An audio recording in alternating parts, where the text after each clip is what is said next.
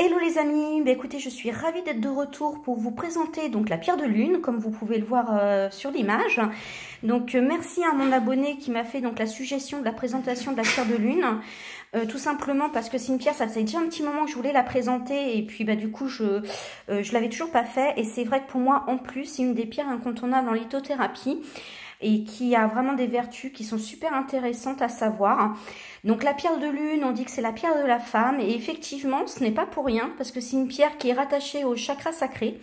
Donc le chakra sacré qui est en fait voilà toute la partie pour la femme bas du ventre, et donc qui va pouvoir aider les femmes qui ont des soucis de cycle, qui ont voilà, des soucis d'ordre vraiment gynécologique, de pouvoir donc atténuer donc ces soucis-là.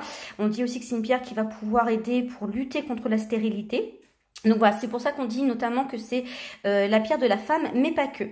Alors avant de rentrer dans les détails des vertus donc de la pierre de lune, donc là par exemple je vous ai sorti un bracelet pour vous dire en fait que effectivement la pierre de lune vous pouvez la trouver sous différentes couleurs.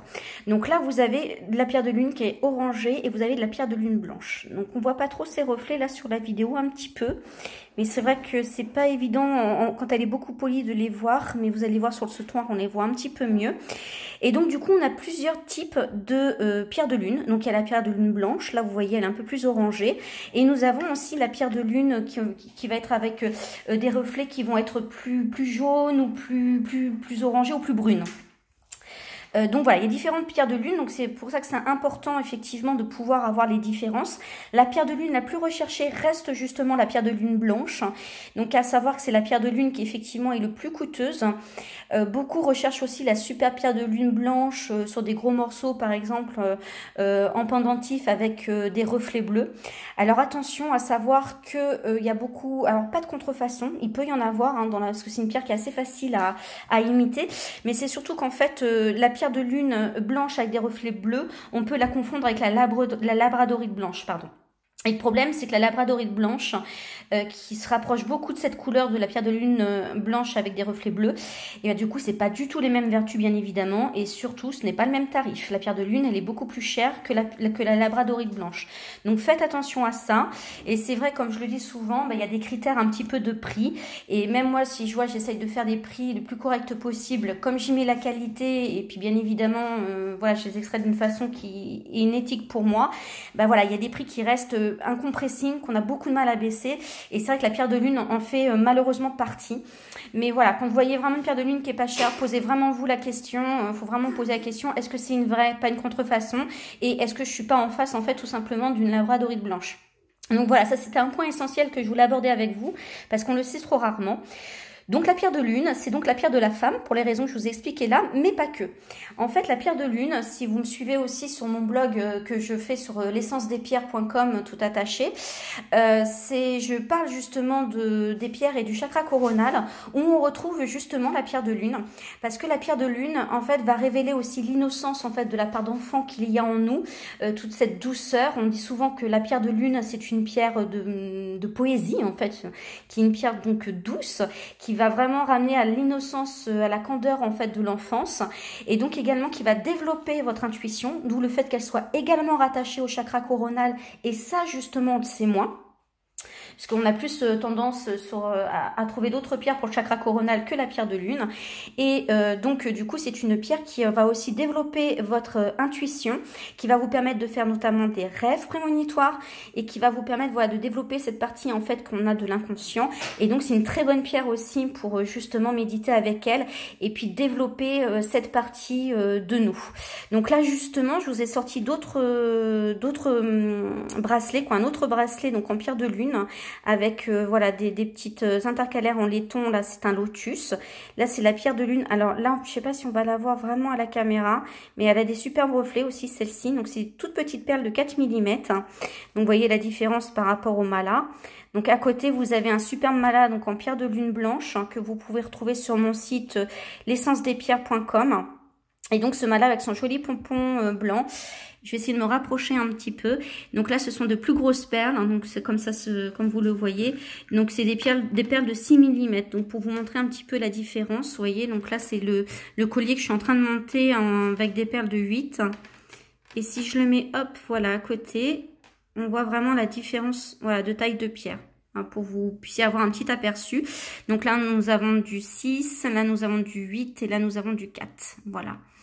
Et donc, du coup, on peut voir un petit peu ces reflets. Donc, à savoir que la pierre de lune blanche peut être plus ou moins opaque, des fois même transparente. Donc, c'est vraiment sa couleur. Et voilà, comme je vous disais, c'est vrai que c'est la pierre donc la plus recherchée dans la catégorie, du moins, des pierres de lune. Donc voilà la petite présentation que je voulais vous faire sur cette magnifique pierre que je n'avais pas pris le temps de le faire. Là, on voit un petit peu les reflets bleus justement. Mais c'est vrai qu'à la caméra, c'est pas évident. Donc vous voyez, je vous disais, vous avez des parties qui vont être plus translucides, vous voyez, que d'autres. Bon là, c'est de l'orangé, hein, donc c'est normal. Hein. Et du coup, vous avez des reflets à chaque fois qui sont différents. C'est vraiment une super belle pierre aussi que j'adore. Et c'est vrai que voilà, on pense souvent à la pierre de lune comme étant effectivement... Tiens, là, on la voit bien sur celle-ci, là. Le reflet, moi je le voyais, mais à la caméra, c'est pas évident de vous donner d'arriver à vous les faire voir. J'essaye, mais j'avoue que c'est pas simple. Donc du coup, voilà, c'était le petite présentation sur la pierre de lune blanche. C'est marrant parce que moi, je vois les reflets de la pierre de lune. Ah, on la voit un petit peu, je sais pas si vous voyez là, la pierre de lune, là. Vous avez les reflets bleus. C'est pas évident de la faire sortir à la caméra. Alors bien évidemment, on les voit beaucoup plus au soleil. Mais voilà, ce qui vous montre que c'est vraiment voilà de la pierre de lune. Donc attention effectivement aux contrefaçons ou le fait qu'on vous vende une labradorite blanche à la place d'une pierre de lune. Parce que malheureusement, ça peut être le cas.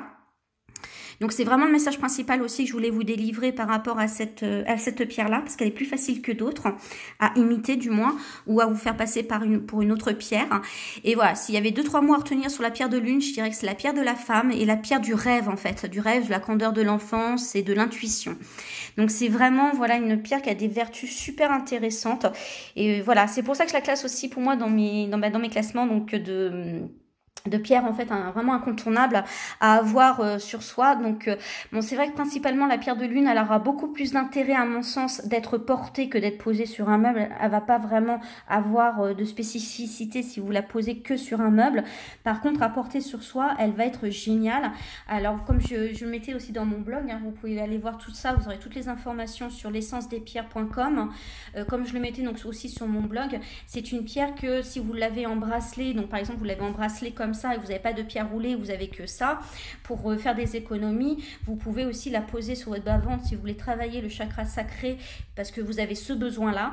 Par contre, je le redis, si vous l'utilisez pour autre chose, vous la purifiez avant de la faire pour cette utilisation-là et vous la purifiez une fois que vous avez fini de vous en servir. C'est très important parce que vous n'avez pas à avoir la même utilisation. Donc, il faut bien penser en fait à la purifier. Et une petite chose aussi que je veux rajouter sur la pierre de lune, c'est une pierre qui est quand même délicate. Qui, je ne vais pas dire qu'elle est vraiment fragile, mais elle est beaucoup plus délicate que d'autres et qui doit se purifier aussi, donc se nettoyer régulièrement.